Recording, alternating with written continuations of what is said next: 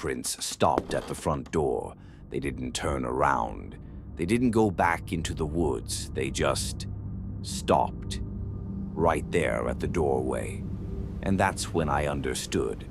Whoever had been walking around outside that cabin had come inside while I was gone, and I had been in there all day. Let me back up. My family has had a mountain cabin for years, small wooden place, couple hours south of the city, right at the edge of a forest. We used it for getaways, holidays, that kind of thing. Nothing fancy, but it was quiet, and that was enough for me. Last Christmas, we decided to meet there. Just the four of us. Me, my parents, and my sister. Small family. I was the one driving alone, so I planned to arrive a full day before them and have some time to myself. I got there late in the afternoon. The sky was already going gray. I unpacked, walked through the rooms, took a shower, and slept. That was it. Nothing wrong. Nothing off. The next morning was my one full day alone out there. I got up early, made coffee, and decided to walk the trail behind the cabin. We'd been using that same footpath for years, maybe a 2-mile loop through the trees and back. I'd walked it dozens of times. That morning there was a thin layer of snow on the ground from overnight, maybe an inch, enough to show tracks. I made it maybe half a mile in before I saw them. Shoe prints, right on the trail. I stopped and looked at them for a second. Told myself it was probably a hunter. Maybe someone from a cabin nearby. But they were fresh. That snow had fallen overnight, and these prints were on top of it, not buried under anything. I looked around. The woods were dead quiet. I turned around and walked back. I kept telling myself I was being paranoid. Someone probably just cut through the property. It happens. No reason to lose my mind over footprints on a trail. Then I got back to the cabin, and I nearly dropped my coffee. There were shoe prints going right up to the front door, not from the same direction I had come. These came from where the trail loops back around the other side, meaning whoever made them had looped around the cabin, gone through the other side of the woods, and walked straight up to the door. While I was gone, I stood there staring at them for what felt like a long time. My whole body was already telling me something was wrong before my brain fully caught up. I looked around. Nothing. Just snow and trees and silence. I got inside and locked the door. I called my parents. My mom wanted me to drive to a hotel and wait for them. I told her I'd be fine. I told her I wasn't going to let some random footprints send me running. That was a bad call. I spent the rest of the day inside. I sat by the fireplace and tried to read and drank too much coffee and basically just listened. Every hour that passed without incident made me feel a little more like I had overreacted. By afternoon, I had mostly convinced myself that it was just some guy cutting through the woods, and he'd seen the cabin and been curious. The woods stayed quiet all day. By the time it got dark, I was exhausted. I hadn't slept well the night before, and I'd been sitting rigid and alert for hours. At some point, I just had to make a decision. Was I going to sleep or not? And then I thought about the footprints. I realized I never actually checked where they went after reaching the door. Like, did they leave? Were there prints going away from the cabin too? I got up and cracked open the front door. It was pitch black outside. The fireplace behind me lit up the snow maybe 10 feet out. I looked down at the prints coming towards the door. Then I started looking for ones leading away. I couldn't find any. I stepped out slightly and looked further. Still nothing. The prince came right up to the doorway and just ended. And that's when it hit me, when I remembered that I hadn't locked the cabin before going for my walk that morning. I turned around slowly. The living room was empty. The fireplace was still going. Down the hall, past the kitchen, toward the bedrooms, nothing visible, just dark. And then I heard it, a single creak from down the hall, like floorboards, like something shifting weight. I looked toward my bedroom. The door was open. I always close it. A man stepped out into the hallway. He was moving slowly, like he thought I hadn't noticed him. And then we locked eyes. And everything happened instantly after that. He bolted toward me. I grabbed my keys off the wall hook. I don't even know how I had the instinct to do that. And I ran to my car. I got in, got it started, and I drove.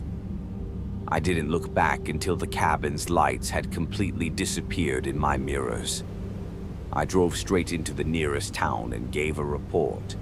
By the time officers went out there, the man was gone. They found scuff marks inside the small standing closet in my bedroom. That's where they think he was. All day, in that closet, while I sat 10 feet away by the fireplace, drinking coffee and trying to calm myself down. He had been in there the whole time. We never found out who he was. No ID, no plates, no one matching his description in the area. And what scares me the most, what I still think about, is that he knew I'd be there. Not a lot of people knew about that cabin, and even fewer knew I was coming up alone that particular day. I don't know how to sit with that. I don't know if I ever will.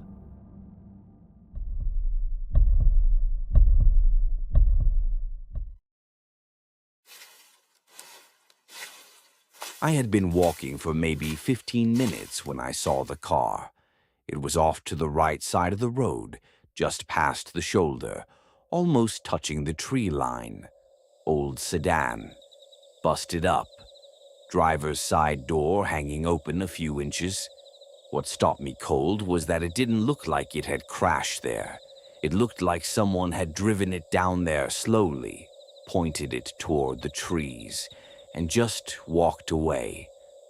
Let me go back to how I ended up on foot in the middle of a forested highway in northern Oregon at night with no cell service and a dead car behind me. I was on a solo road trip. Nothing specific planned, just driving, looking around, clearing my head. I'd taken some back road somewhere between two towns that my GPS had shown as a shortcut. Dense forest on both sides, no lights, no signs of other cars for a long time. I had been watching my gas gauge all day. I'm usually good about it, but I pushed it too long this time, and the warning light came on when I still had 45 minutes to the next station. I figured I could make it. A few minutes later, I checked my phone GPS, and it said 35 minutes. Few minutes after that, 35 minutes. Same number. The little car icon wasn't moving either. I kept messing with the app, trying to reconnect it, figure out what was wrong. And then the car sputtered, just once. Then 30 seconds later, again. Then again. And then it died, completely.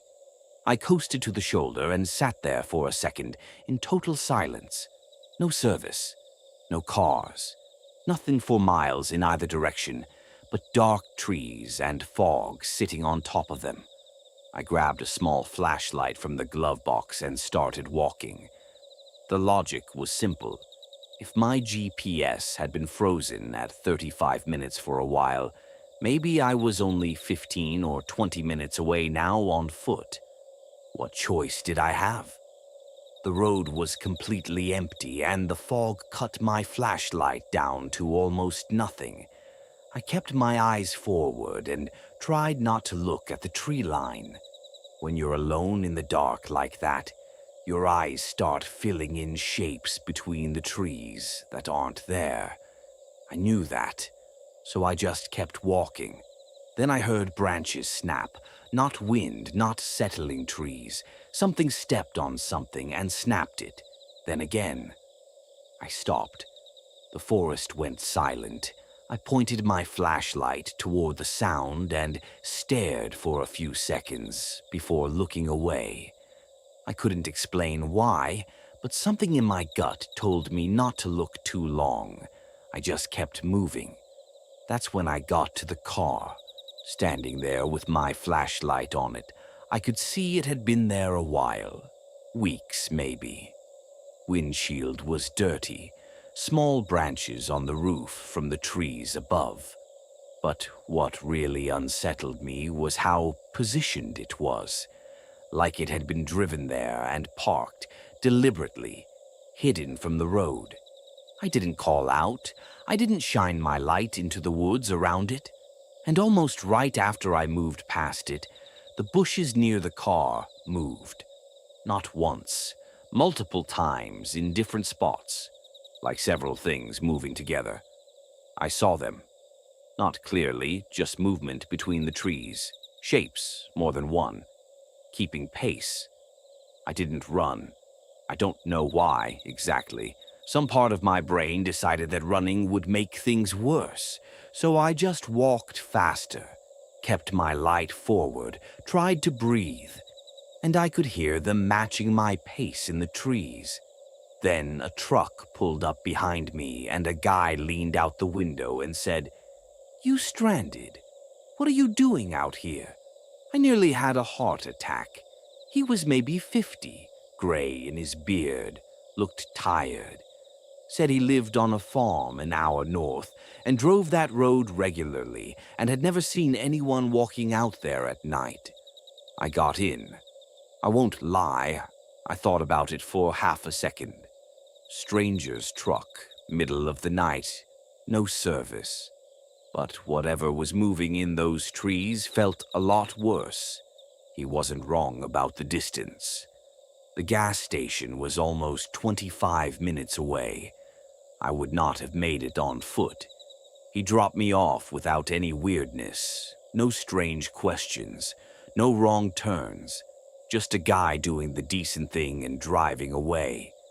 I called the police from the station and got a ride back to my car.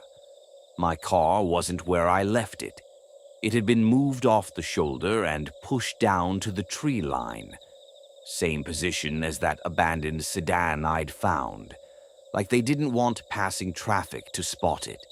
Like they were going to come back for it. The police filed a report. They searched the area, found the other car. No plates, nothing inside that could identify it. No suspects, no nearby properties, no explanation, just a forest full of something that had been watching me walk, following me and waiting.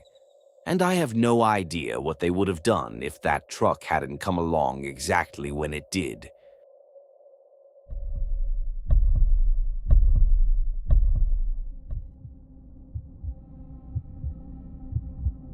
I want to preface this by saying I don't think I'm someone who scares easily.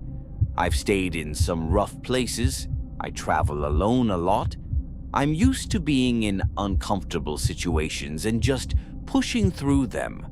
So when I tell you this hotel genuinely terrified me, I want that to mean something. I went back to my hometown over New Year's. I grew up there and left the second I could. Small town, middle of nowhere, no neighboring towns for miles in any direction. The kind of place that felt like it had been slowly shutting down for 20 years, but nobody had bothered to tell it yet. My two brothers still lived there and some old friends. That was the only reason I ever came back. Usually I'd stay at one of my brother's places, but that year they both had girlfriends living with them. I didn't want to deal with that. The only hotel in town was a small family place right off the gravel road that passed for a highway out there. No chain, No name on the sign, just hotel. One word. I arrived late. Parking lot was empty except for one old truck sitting near the entrance. When I walked in, the lobby was dim. One lamp on behind the counter. An older man stood up from a chair when the door opened. Scraggly beard, gray hair grown out unevenly. He looked at me like I'd interrupted something. He said, "Need a room?" Not a question, exactly. More like a statement. He gave me a key and walked me to the room at the very end of the hall. The place wasn't falling apart, just old. That specific kind of old where everything works, but nothing feels clean. Small room, bed in the middle, TV. That was it. I didn't care. I was just there to sleep. I showered and passed out. Sometime around 3 a.m. I woke up to knocking. Not at my door. From somewhere down the hallway. Slow, spaced out thuds, like a door bumping open and closed against a frame. Then silence, then a few more. It was faint through the thin walls. I laid there and listened to it for a while, and eventually decided I didn't care enough to get up. Fell back asleep. Morning. I went to grab coffee from the lobby. Nobody there. No coffee. No sign of the old man. No sign of anyone else. Front desk was empty. Everything was off. I shrugged and left to spend the day with my brothers. I got back around 9 at night. Same empty parking lot. Same one truck. Inside, the lights in the lobby were off this time, even colder than the night before. I walked down the hallway to my room and started to change. Then the knocking again. But this time it was close, like right outside my door. I cracked the door open and looked out. The door directly next to mine was slightly open.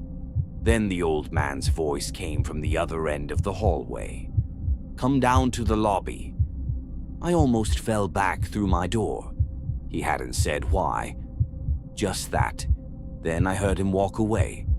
I stood there for a second thinking about it. Some part of me thought maybe there was a problem with my room, some normal reason. So I walked down. He wasn't there. The lobby was dark and completely empty. I couldn't hear him moving anywhere. I waited a few seconds and then got a very specific feeling, the kind that doesn't come with a reason, just arrives. I turned around and walked quickly back to my room. That night was quiet, nothing else.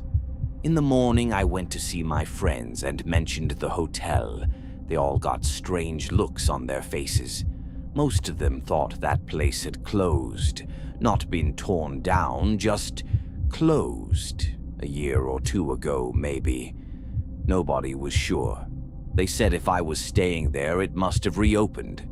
Or they were wrong.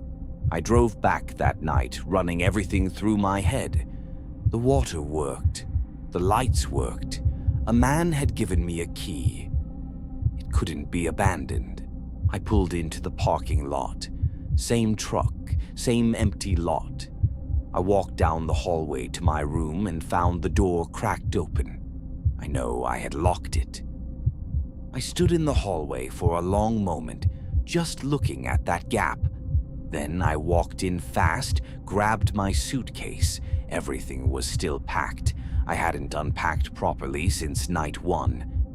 And walked back out. I didn't pause, didn't look around the room, just got the bag and went. I got to the end of the hallway and into the dark lobby. And then I don't know why, but I looked back. The old man was standing in the doorway of my room at the end of the hallway, just standing there, staring at me down the hall. I ran. Got to my car, drove straight to my brother's place. He told me to call the cops. I did. Turns out my friends were right. That hotel was shut down.